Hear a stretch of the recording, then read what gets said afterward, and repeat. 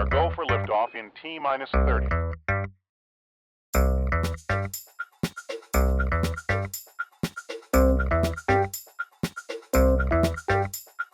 Please stand by.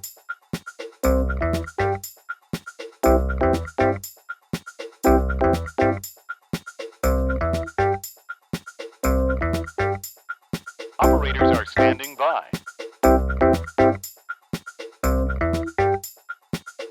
You're gonna be okay, kid. You're gonna be okay. Hello, listeners, and welcome to the Honeydew Podcast with me, your host, Nathan Heskey. Now, this is kind of a bit of a special podcast because it is the very first comic book review podcast, and it is another addition to the channel because so far we've only spoke about movies, TV, and games. But in this edition, I am going to be discussing and talking about comic books. And I'm going to be flying solo for the time being, purely because out of me and Dale, I'm the only one who reads comic books on a consistent basis. But without any further ado, today's comic book that I'm going to be talking about is Shutter, which is by Image Comics, which I'm a big fan of. And it does tie in nicely because this is the very first issue. So it ties in with the very first comic book review for Honeydew. So I'll give you a little bit of background on what this comic's about. This first issue this comic is an urban fantasy. And it's written by Joe Keatinge, and it's drawn by Leila Dal Duca. Now, the whole premise of this is it follows our lead protagonist, Kristopher, who was once the most famous explorer on Earth, and she went on all these fantastic adventures and discovered all these weird creatures and places. But then obviously something happened. She's grew bored with it, and she's kind of just living a normal life now.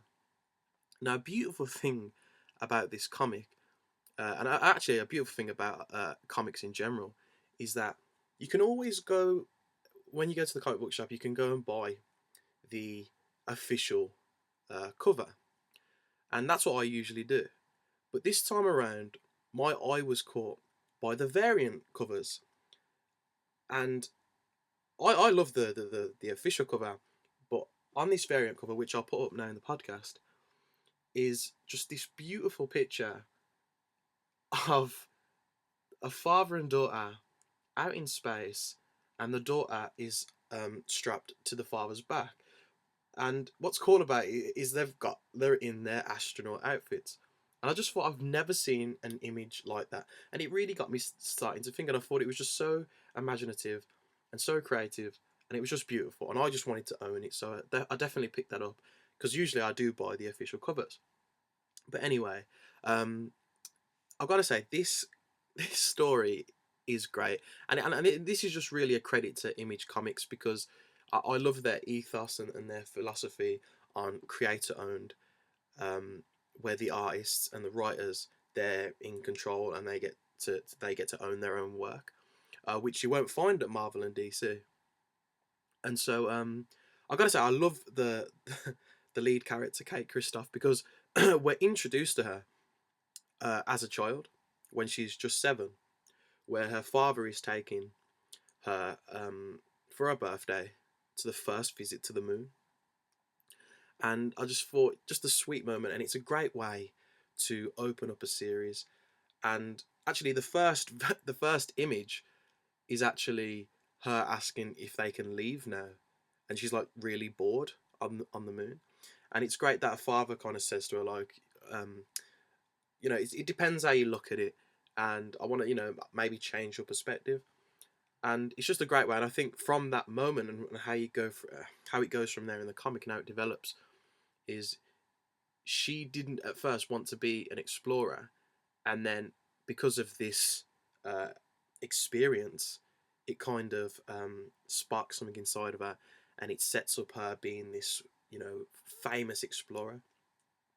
And obviously, I'm not going to get into spoilers, because it'd be great for you guys to read this for yourself and just look at these beautiful, because there is some beautiful double spread pages.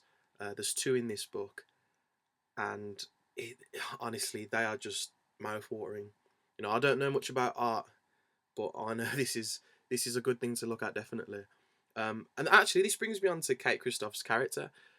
There's a lot of humor in this, which is always great because it's a good icebreaker in whatever situation. But then there's also that there's a lot of emotion to her, and I felt like I could connect to her character because from that point it moves on 20 years later, and she isn't an explorer anymore, and for whatever reason she doesn't do it.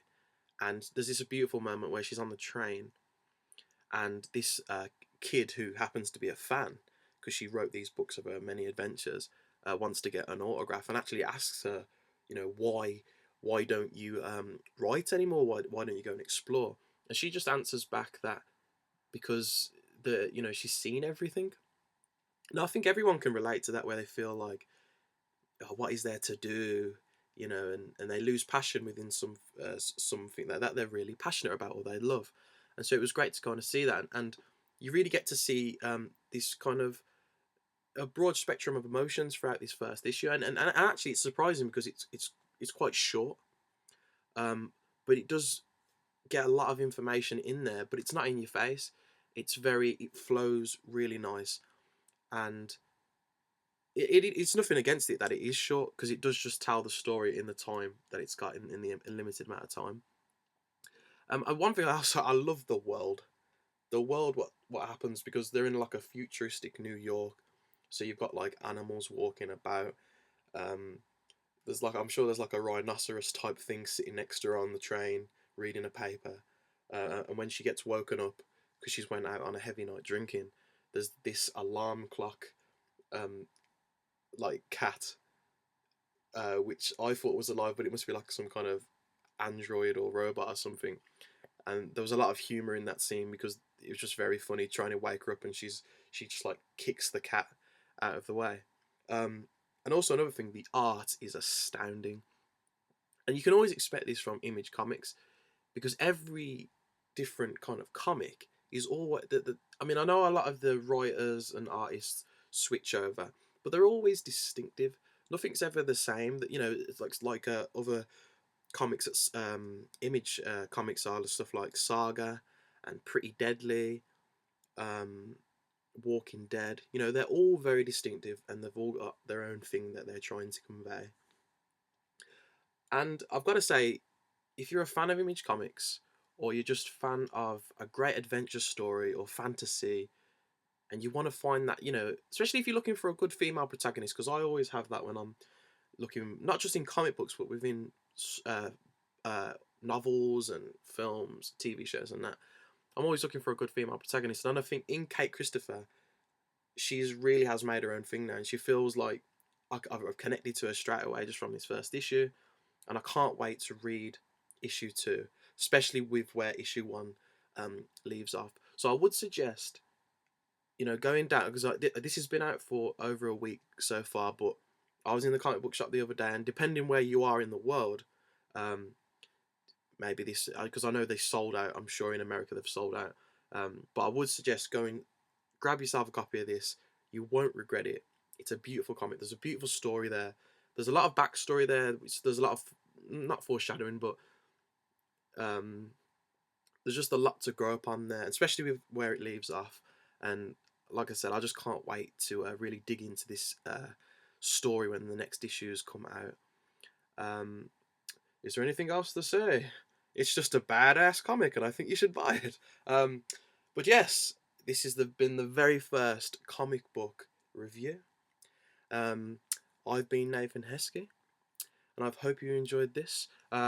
Give us a like, comment on it. If you have read it, I'd love to hear your thoughts on what you think. And subscribe. There's many other things that we're doing on this channel, many things that we got in the pipeline. So yeah, this has been the Honeydew Podcast. Thanks for listening, and tune in next time, folks. Once more with feeling.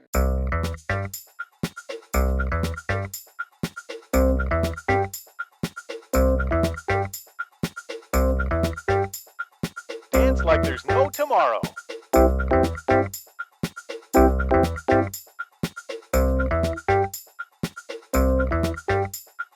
Really, really good.